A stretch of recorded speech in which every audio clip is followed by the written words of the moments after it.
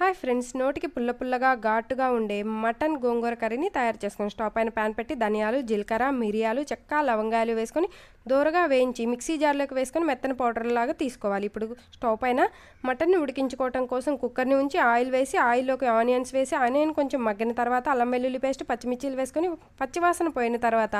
టమాటాలను వేసుకొని అవి వేగిన తర్వాత పసుపు, కారము వేసుకొని ఒకసారి గరిటెతో తిప్పి ఆయిల్ పైకి తేలుతున్నప్పుడు మటన్ మొత్తాన్ని అందులోకి యాడ్ చేసుకొని